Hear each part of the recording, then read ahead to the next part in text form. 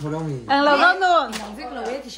chú cần đón mi discount 40% chú thế nào nghe mai nào làm gì thôi đâu có anh tính nghe ông đón anh ăn lâu anh cho cô khó có tao mi thôi không mà xe Victoria's Secret in Calduem 40% off chú mà xe ít tiền nu chú anh tự cả nghe mà xe nặc tục cha hun cần này to giờ top nè cần chuộc cổ đó sẽ cái bắt thùng về hơn cái đó cái lâu Việt Nam lắm đó có chút 40% discount thì chuyên giả sớm đi save đó rồi zaman kha som ruk chau ni to cái có thể mong sẽ cái mà này học thuộc cái đó ha cái đó là cái súp ở sau mà su ngay lầu lô lô hello lô lô là mấy chú nghe cái ngày cô hai xem bị mà lên anh thà mà khi ai chú nha chú Victoria's Secret po brand mình này ta này chú tiền chết cho nên RSA Secret anh lâu RSA Secret bra underwear lâu thì chúng ta còn tiếng ó nhỉ ó product cái này nó transportation thì chú thằng tôi có lon chú là xong rồi transportation door ka siam don lom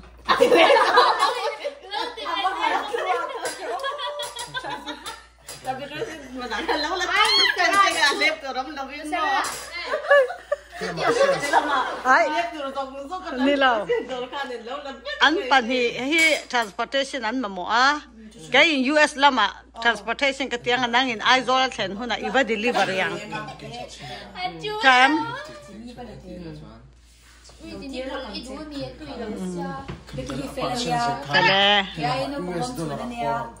anao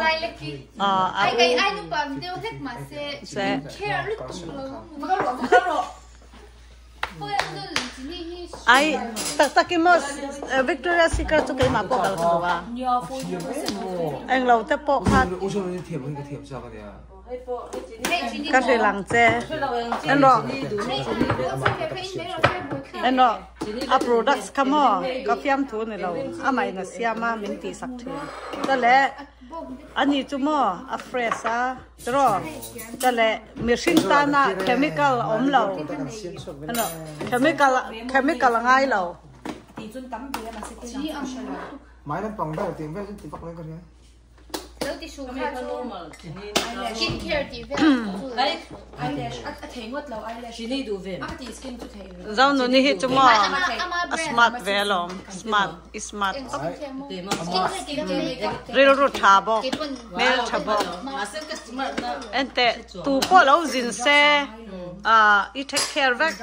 hay pita du ite po ni se tu nge local to kha I do hian da du I pida du I chole pilian ding pui pu som te pu ka ti ni lau nula tlangwal mel tha som te chole OMF president chuan te mang ate anem am that pi alo kalem thiang te cho tu po local se ti hian oi business oi thil dang po sai te to lo hay te hi ka du te na liam mo te la chin an business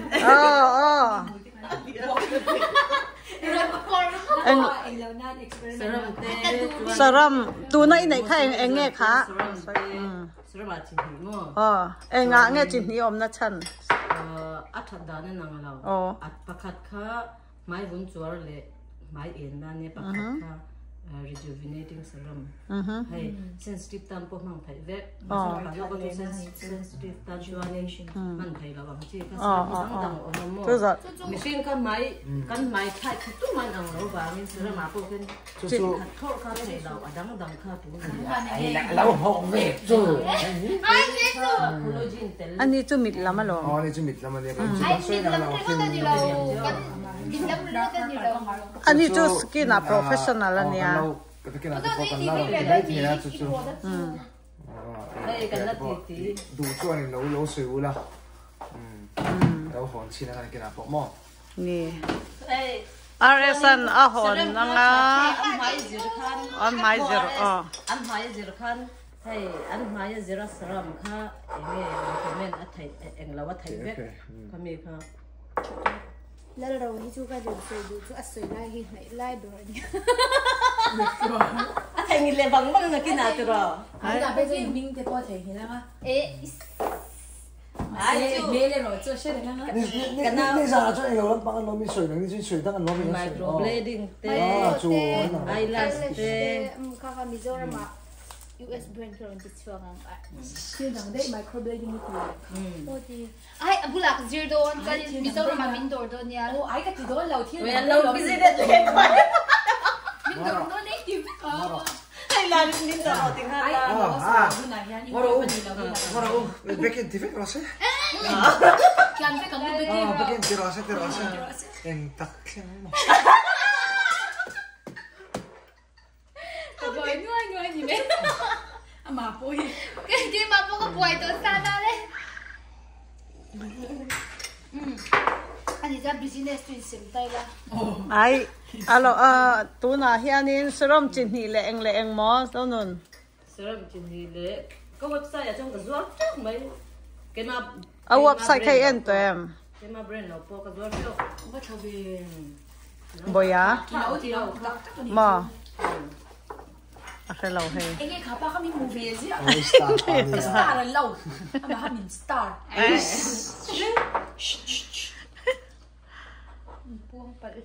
chu serum kha chin hi ania adang eng nge om kha serum chin hi le toner chu zo le tumi chau cái mà brand cho nó chua okay cái chua cái đó là don eng ei duwa chu aiจะเต้นจะRS kau Jitum. malas aman Angela ke chu RS ti don RS ti ro se Mizoram hey kami til business inang kha chu azia le ai ang don lo nang te chu mi te lom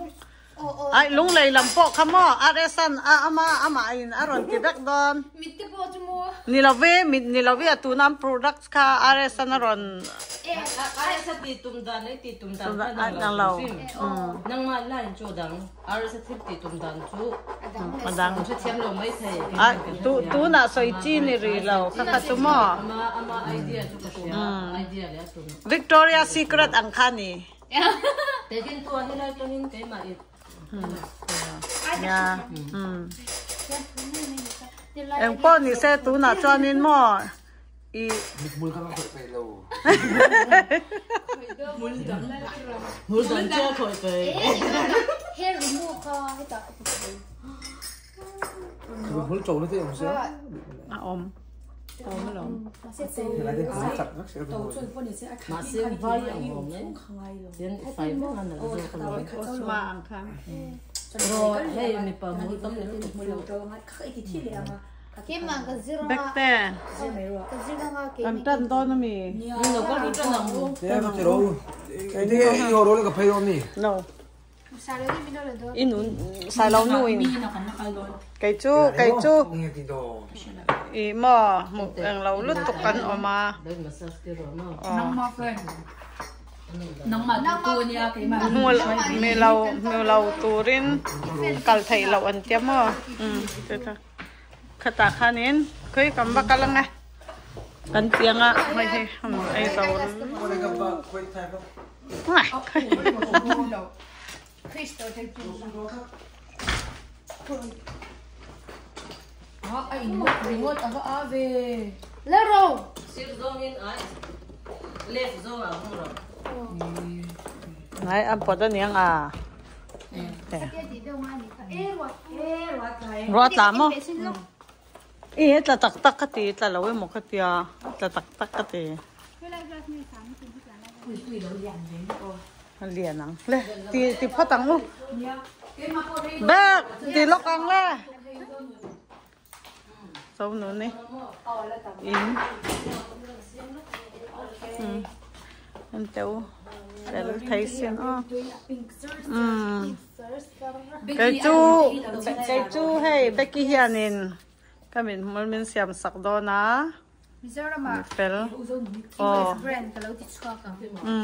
soi rồi là bởi thế anh nghe lúng lấy á mi ya lung le ai za po a the thau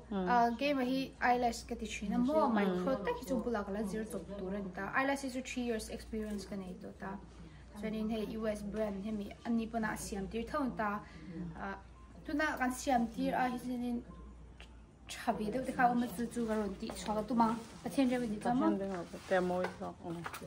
so tu ni me ka ti ba di le no ka sui tu ga she lo wa cho nên đó cho bạn cho nên đủ ấp tiếng cho làm bận thấy chứ cái phone number khác soi rồi lại vậy ta phone number no you know how feeling cái phone number gì bây giờ soi được tao soi nữa cho nên cho tái thành của nó mà tắc tắc cho anh mẹ ai lại cái tipo story mình mà nè cần tiền lệ đó nè delete anh đâu phải đấy nè cần line ready chả là bao thì rồi là vắng cho bạn cho nên hey ta po hian nên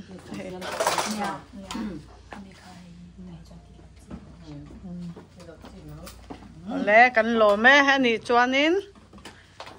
tụi nó chân cần nà cần chân phát tăng bé kia mà sấy to lắm tại hiện cái certificate hậu kha ai anh tạm hey đâu này certificate anh này rồi đó hiện đây rồi Ba yan heta yan aleng lawa certificate hi som parok anay ni. Ami hi til zurna lam pang hi ngai sang khopa. Ta yan ni aleng laute ala oma chubang chuanin aril ru po tha mer po tha. Ta po hi lo ka se em ma sum hi langai lo. Tu po ni ro se. Sai tharang ai le ne ma. anh biết liền là mất rồi suy Chú tin ok